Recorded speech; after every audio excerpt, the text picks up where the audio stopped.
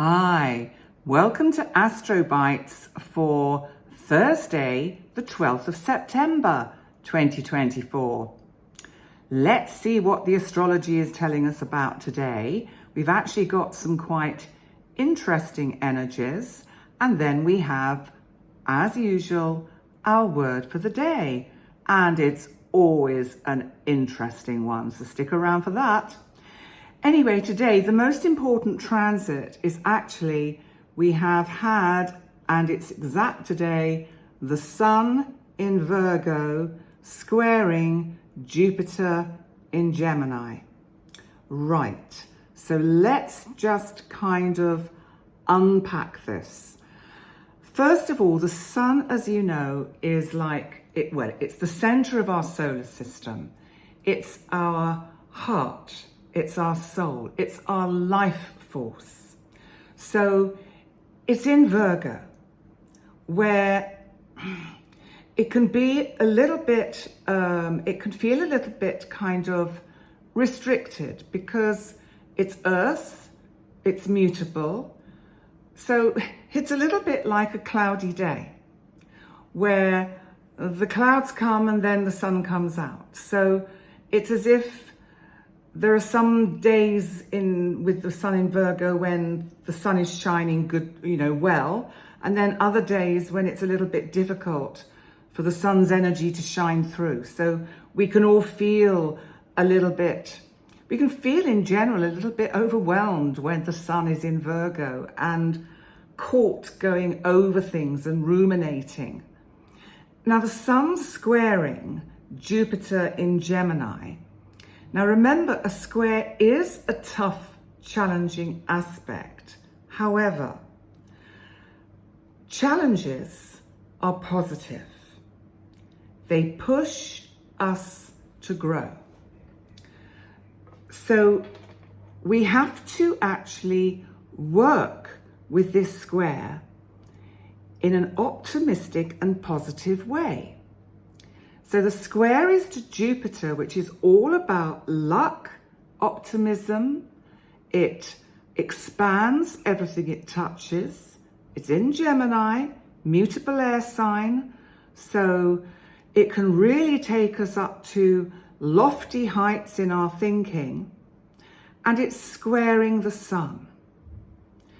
We may feel over exuberant and over enthusiastic about things. We may over extend ourselves physically today, because remember, Virgo can be health.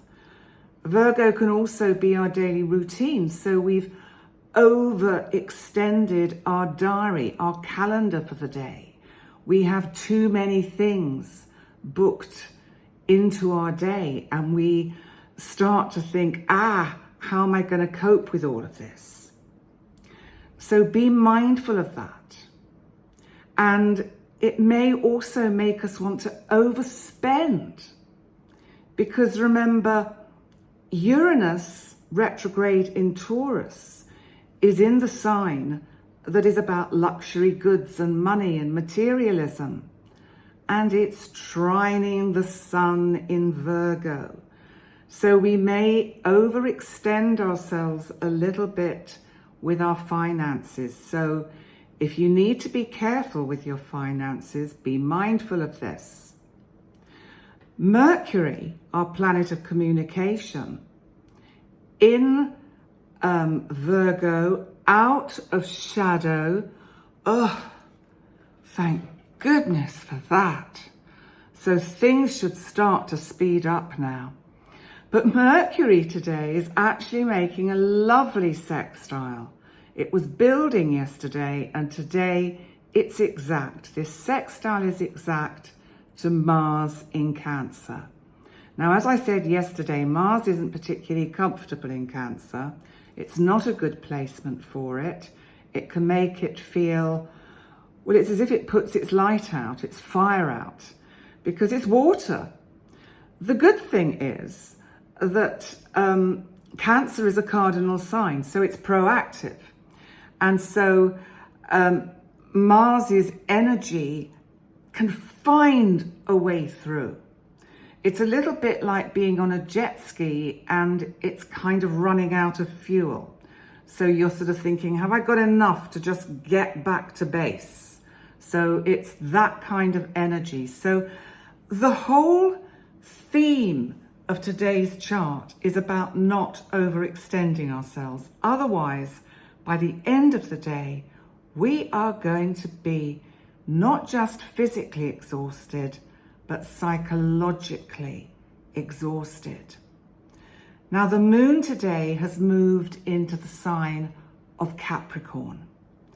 Now, Capricorn is the sign opposite Cancer, and the moon rules Cancer. And so the moon is not so comfortable in Capricorn. However, it's in opposition to Mars. So the moon is trying to almost draw on some of the fire energy and the proactive energy of the sign it rules, Cancer, to give it the energy to pass on to Mercury that really does want to have some fruitful and positive conversations today. So as you can see, it's quite a complex chart in many ways. And it's interesting because it's very much about, the whole chart is very much about action in the upper world and not so much about what's going on in the unconscious. And of course, the unconscious and the kind of more psychological side of our nature is part of what I've been looking at all week with my choice of words for the day. And that does bring us neatly into our word for the day.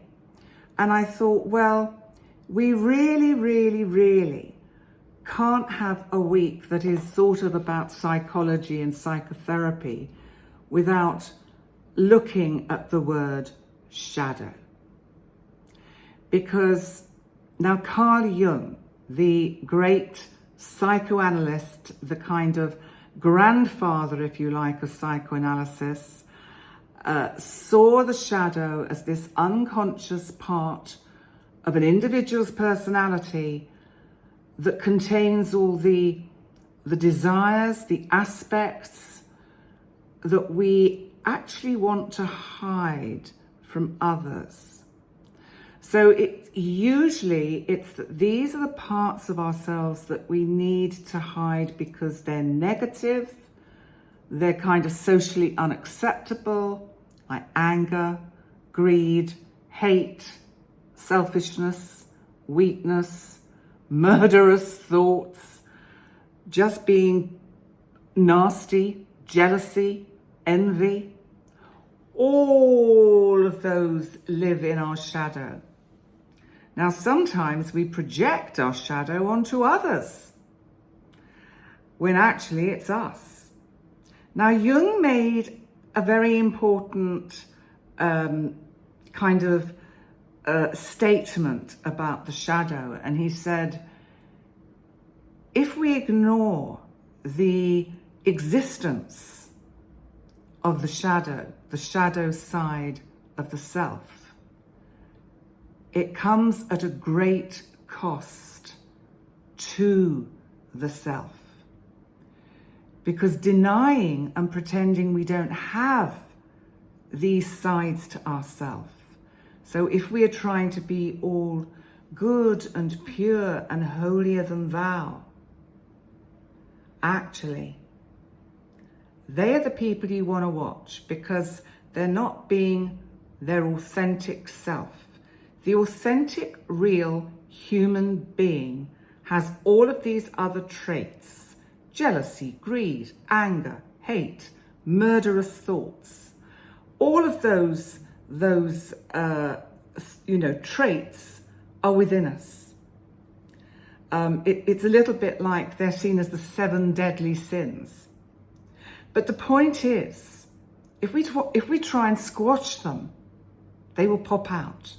They will come out unconsciously and undermine our life. They will undermine our relationships. So it's like, beware the shadow at your own cost. This comes back to the word of the week about self-awareness. The more we know ourselves, the more we acknowledge that we have a shadow, that we have all these darker aspects, and give them some kind of conscious awareness, the more we actually don't project them, act them out in the world out there. The less damage we do to our personal relationships. Because when we keep it hidden all the time, buried within us, then it is just very destructive. So it's the hidden parts of the self. And if we can actually really understand the shadow and have the insight to understanding it, then it can really give you as a person a very rounded, grounded, real, authentic, congruent self to go out there in the world and live your life. If only, as I've said before, we were taught about the shadow and all of these things in college or at school. Oh dear, don't politicians need to know about their shadows and their narcissism? Maybe I'll talk about that one. But it's such a huge topic. All I would be able to do is touch the tip of the iceberg. Anyway, that's what we have for today.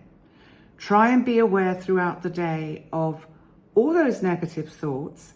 Get out of your head in your own way, thinking, it's bad, it's evil for me to have these thoughts. No, it's not. They're normal. It's human. We have to acknowledge them. It's when we don't acknowledge them that they become a danger.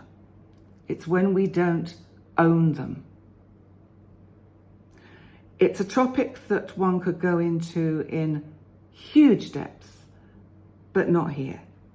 So, on that note, thank you so much for being here. And please remember to like, comment, and subscribe.